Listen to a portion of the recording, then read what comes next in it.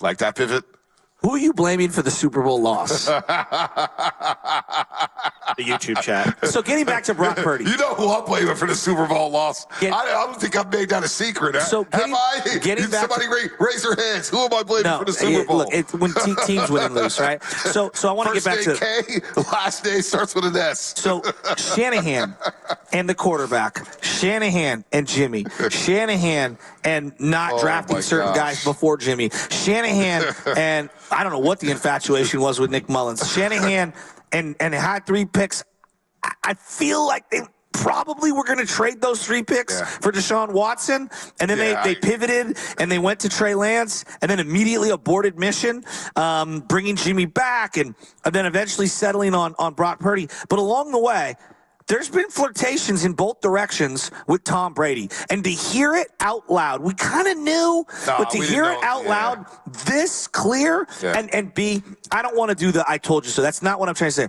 But when the GOAT of GOATs, whether it's LeBron, Michael Jordan, whether it's Barry Bonds, in this case Tom Brady, when he wants to come to you, damn it, you let him come to you. Well, my position is always this. And we're going to let Shanahan explain it. We'll hear from Shanahan on TK about this situation. But in real time, I thought Jimmy did deserve another shot after going through the 2019 season. It was his first full season. The Niners were 13-3. They were averaging nearly 30 points a game, and they were getting better and better and better. And I thought the trust factor would be there for Shanahan. Obviously, the trust was lost during the postseason, but my whole position in that point was like, okay, I may want Jimmy to come back for another year, but what does the head coach want? And it was obvious that the head coach didn't trust the quarterback in Jimmy Garoppolo. So with that said, what was my famous tagline for many, many years? Shanahan, go get your guy. Go get your guy. I don't care who your guy is. Go get him. Just go get him. And the fact that he didn't get the GOAT and stuck with Jimmy, and we see how that played out, and then 5 years later you're asking, hey, Tom, you still interested in coming to the 49ers? Because he had uncertainty about Brock Purdy's elbow and whether or not he'll be ready for week 1 in Pittsburgh or just ready for that season in general. Shanahan, look, he's got a lot of good traits as a head coach. He's an elite play caller. I think his play design is really good. I think his feel of the game at times is really, really good. But he's got these warts on his resume that are huge. You know, you do these pros and cons lists, and you're writing down your pros, you're writing down your cons, and you may have, I don't know, 15 pros and 12 cons. But how much do those cons weigh? How big are those cons? Do they outweigh the pros, all the little pros here? Well, the flaws that Shanahan has, and basically what I'm saying here is that the quarterback decision-making on who to go to has been questionable. The Trey Lance trade up was questionable. No, it wasn't questionable. It was a failure. It was an abject failure. The first ever draft when you take Solomon Thomas, number 3 overall, and Patrick Mahomes is sitting on the board. Now, we didn't know Mahomes was going to be Mahomes, but Deshaun Watson was there, and he's coming off a national championship victory over the Alabama Crimson Tide, a loaded Alabama Crimson Tide team. And you passed up on both those guys, and you draft C.J. Beathard, and you're like, oh, snap, we're screwed. Let's trade for Jimmy Garoppolo. The warts of making decisions at quarterback, and that decision is going to loom large next season. What if Purdy does stumble a little bit? What's that going to look like? God forbid, we know Shanahan. We're going to hear from him. But these flaws, these warts about the quarterback position, you take Brady, you sign Brady, you may have 2 Super Bowls already. I mean, I wanted him in 2020, and I felt like I was in the minority. I was doing a lot of night shows with Ryan Covey. You were not. Let me tell you, Shasky. There's a lot of people who wanted Tom Brady. Well, I just think they had a championship defense, and you needed a guy that could execute specifically in the fourth quarter, and that was Brady's excellence for so many years. Now, does Brady stay healthy? Can he coexist with Shanahan? Will Shanahan let him do all the things that Brady wants to do at the line of scrimmage? Does he bring Gronk and friends, with him to the Niners? Like, those are a lot of things that I don't know. I do, though, believe had they gone the Brady route, they have at least 1 Super Bowl. Yes, absolutely. They have at least 1 Super Bowl. Let's play the cut. It's about 2 minutes, 51 seconds on the Tim Kawakami podcast. And I think it's worth every single second of Kyle Shanahan speaking about Tom Brady and reaching out to Tom Brady. Here's on the Tim Kawakami podcast, Spinoni, if you're back there, DU93, Shanahan on why he felt comfortable reaching out to the great Tom Brady. I have to feel very confident just from a football standpoint and from just a relationship standpoint and what's right and wrong, kind of, to feel good about doing something. And I felt very good about that and comfortable. So it wasn't a hard conversation for me with Brock. You'd have to ask him about it. It's not always the best thing that you want to hear. But I thought when I explained it, I looked at it as a huge compliment. You know, after the 2019 season, that was Jimmy's first year as a starter in his career. And he did some really good things. And we almost won a Super Bowl. He was a young quarterback. We had only played with 1 year. And to get a call a few weeks after that with Tom Brady wanting to come play for us, that was one of the hardest things I've ever gone through in my life, because Tom Brady is the best quarterback to ever play. He's who I've watched since day one of when my career started, and that was kind of a dream of mine. And I knew how good he was. But I also knew we had a very young quarterback who had got us that far. And to sit and risk that young quarterback with, I forget how old he was at the time, 41 or whatever, I just kept thinking, like, what if he comes in at that age, pulls a hamstring, and now I've messed up Jimmy and all that. So it wasn't a fun decision, but I thought for not only just that year in the long term, it was something that we couldn't mess with. We had to stick with Jimmy at the time. Nothing against Jimmy, but it was hard to avoid Tom. And then watching how that went and stuff, it was tough. And I was like, man, if I ever had a chance again with Tom, that's something I can't pass up. And at the end of the season, when Brock, who we knew was going to be our future, but when he got hurt and no one could guarantee that he was going to be healthy in week 1, that he'd for sure come back the right way. There was a lot of speculation in it, and no one could guarantee it. I did want to reach out to Tom. Now, Tom was the only guy. I was willing to ride it and risk with Brock's injuries. I told Brock that. I said, Brock, in these 7 games, you've shown us, like, you're not going to be competing with Trey next year. If you come back healthy, it is your job. The only way it won't be your job is if Tom Brady decided to come here and play 1 year. And I told him this like a week after the season, which I felt confident with because he was hurt. There was questions with him, and I was telling him about Tom Brady. And so I felt very good when I told him, hey, I know we spent a lot of picks to go get Trey. I know you've only played 7 games, you have a bad injury, but we believe in you, and you are a guy of the future. The only way that won't happen is if Tom Brady comes for 1 year. And so I kind of looked at it as I was giving him the keys. I was telling him how much and saying there's this one outside chance, but I'm going to be dead honest with you. Anything in the back of my head. And that's the only thing in the back of my head. And probably there's not a very high percentage that's going to happen. So I felt like he should be leaving the room thinking, man, they believe in me. Like, the only guy he'd even consider is Tom Brady. So I kind of looked at it as a compliment. And Tom was done. And so it made it real easy. And once Tom told us that, just started counting the days to when Brock could get healthy. We worked really hard with Sam, really hard with Trey, got the depth of our quarterbacks behind Brock well. And Brock did heal up, and he came out and tore it up in training camp, tore it up in week 1, and had a hell of a year. That's Shanahan on the Tim Kawakami podcast, speaking about how he felt comfortable reaching out to Brady. And there's a lot to unpack there. I mean, there's a million things. I mean, we could talk. We knew the Brock thing from late in the year where he reached out to Tom Brady, which shocked us all, saying, wow, he told Brock Purdy that, hey, the only way you're going to be on the bench is if I bring Tom Brady here. And that he was done with Trey Lance at the end of that year. He was done with Trey. He was done with Trey after that year after breaking his ankle. He saw enough from Brock Purdy.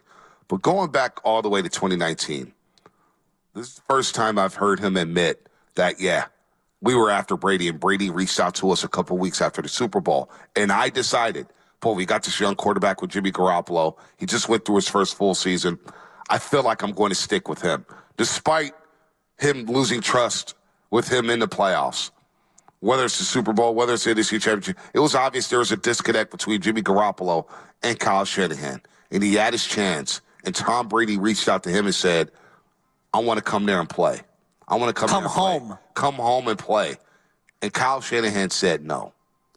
Now, the decision to pass up on Watson and Mahomes, we didn't know Mahomes was going to be this great. It looks bad, especially with John Lynch saying, boy, I'm scouting him, and I'm saying, Kyle, maybe we need to rewrite our whiteboard, man. This guy's pretty good. And he takes Sullivan Thomas and Reuben Foster, and they've been long gone. But then you basically said no to Tom Brady. And he tried to double back and reach out to him again. By that time, he's got a Super Bowl with Tampa Bay. He's got 7. He's like, yeah, I'm good. Divorcing. It's all bad.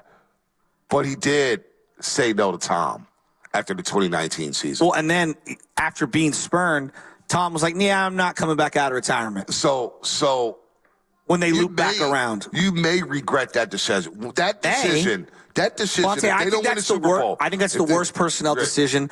In my estimation, we could argue about a lot of different draft picks and a lot of different obsessions. The DeForest Buckner trade. We could talk about a lot. Trey Lance. Yep. That is the singular worst decision. And look, a lot of people thought Brady was done. Yeah, a lot of people. But when Tom Brady, and I'll go to my deathbed, when Tom Brady says he wants to come play for you, and he's the hometown hero, coming back with this team, motivated, they should have taken him. It sucks to hear that out loud because I truly believe they win in 2021. They win it all.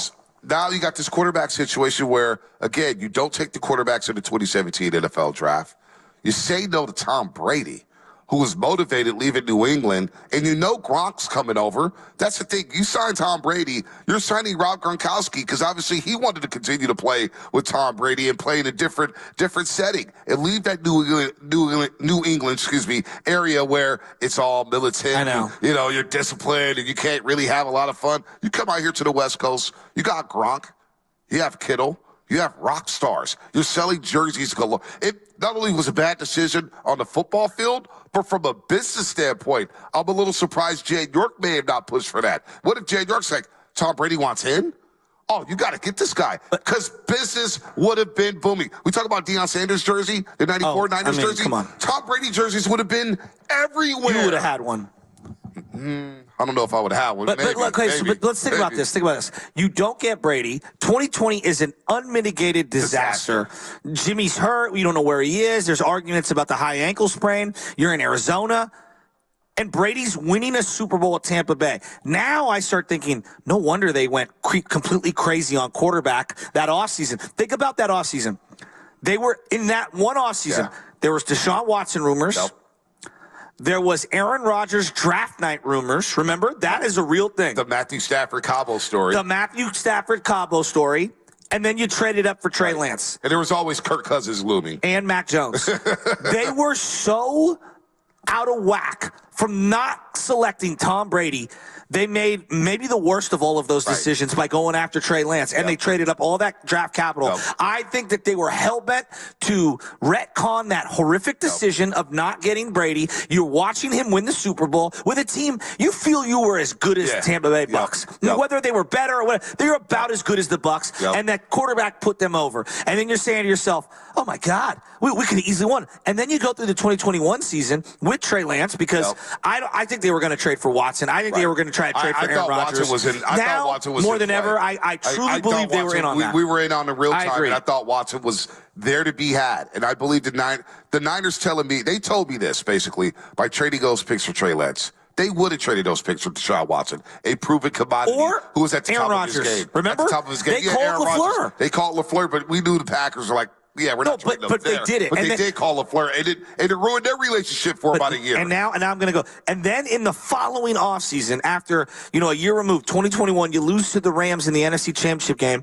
And then you stick with Jimmy another year when you knew you weren't even, thank God that they found Brock. Thank God they found Brock. But think about what they've ruined. They ruined Jimmy during that time because you were flirting with everybody else. You bring in Trey, and you think, okay, Trey's going to maybe compete for the job as a rookie. He doesn't get the job, even though he throws the first touchdown pass of the season in Detroit. But you got that looming. You figure that is Jimmy's last year. So then Trey has the job. And then, a week before the season, let's go ahead and sign Jimmy Garoppolo to the active roster since we can't really trade for him. Because we're dangling him for first-round picks when nobody was going to trade first-round picks for Jimmy Garoppolo. They're just going to wait for you to cut him, but you're paranoid about Jimmy, so you bring him back, and all of a sudden Trey Lance is looking over his shoulder, and then we got people talking about, it's 49er football again with Jimmy back in week 2. It was a complete disaster. So, yes, in a way, he lucked into Brock Purdy, and he's got his guy. Well, you get credit for pivoting. But this cut that we're going to play makes me think that Shanahan